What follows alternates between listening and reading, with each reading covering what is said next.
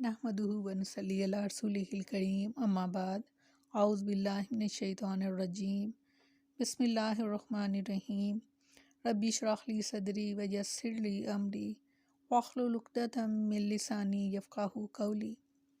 अस्सलामु अलैकुम व रहमतुल्लाहि व बरकातुहू। कैसे हैं आप सब? इंशाअल्लाह खैर वाफ़ियत से होंगे। अल्लाह ताला आप सबको अपनी अमान में रखे, आमीन सुम्मा आमीन। पहला पारा सूरत बकरा आयत नंबर 21। या अय्युहन्नासु, ए लोगो, उबुदू इबादत करो, रब्बाकुम अपने रब की, अल्लाज़ी वो जिसने खलक़कुम पैदा किया तुमको, वल्लाज़ीना और उन लोगों को जो मिन क़ब्लिकुम जो तुमसे पहले थे, लअल्लाकुम ताकि तुम तत्तकून बच जाओ, यानी जहन्नम की आग से। फरमाया ए लोगों अपने रब की इबादत करो जिसने तुम्हें पैदा किया और इन लोगों को भी जो तुमसे पहले थे ताकि तुम बच जाओ।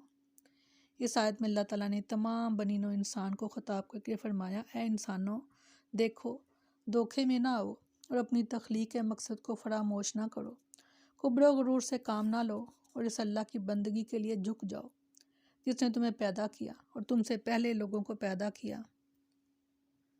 यही तकवे की राह है और यही ज़रिया है अल्लाह की नाराज़ी और उसके अज़ाब से बचने का।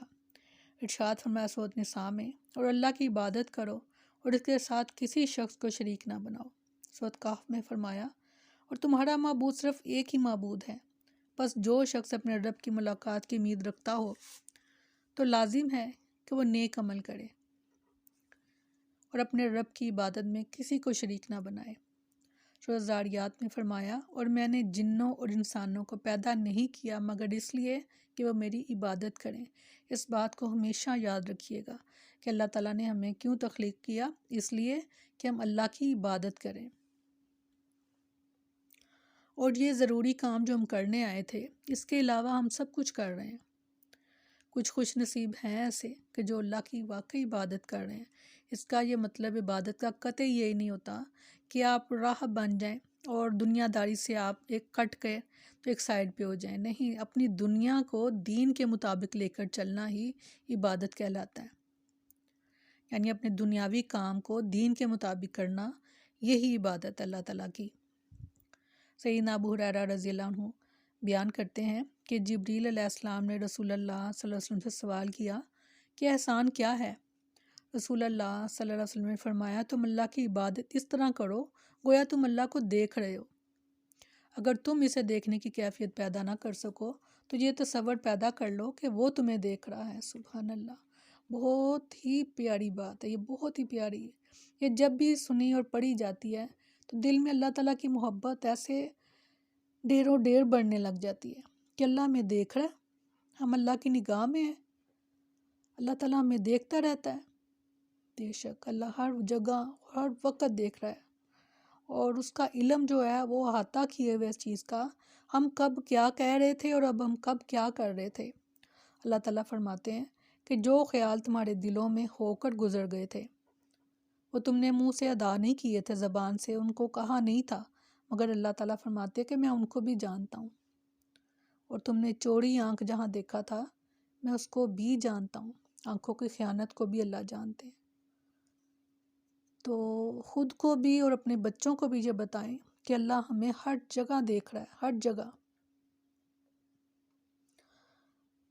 अल्लाह हमें देख रहा है। मेरा ये दिल चाहता है हम अपने घरों में ये तहरीर जो है वो लिख कर हर जगह पर लगाएं, अपने बच्चों के लिए, अपने प्यारों के लिए और सबसे पहले अपने लिए, कि अल्लाह देख रहा है, अल्लाह देख रहा है। ये हमें हर जगह पर ये नज़र आए, करते करते इंशाल्लाह फिर हमारा ईमान बन जाएगा कि अल्लाह हमें देख रहा है। तो यकीन करें अल्लाह ताला ना सिर्फ हमारी दुनिया संवारेंगे बल्कि हमारी आखिरत भी संवारेंगे इंशाल्लाह। सैयदना मुआज़ बिन जबल रज़ियल्लाहु अन्हु बयान करते हैं, रसूलुल्लाह सल्लल्लाहु अलैहि वसल्लम ने फरमाया, ए मुआज़, क्या जानते हो कि अल्लाह का इसके बंदों पर क्या हक़ है? मुआज़ रज़ियल्लाहु अन्हु ने अर्ज़ की, अल्लाह और उसका रसूल ही बेहतर जानते हैं। फरमाया, ये कि वो इसकी इबादत करें और इसके साथ किसी को शरीक ना बनाए।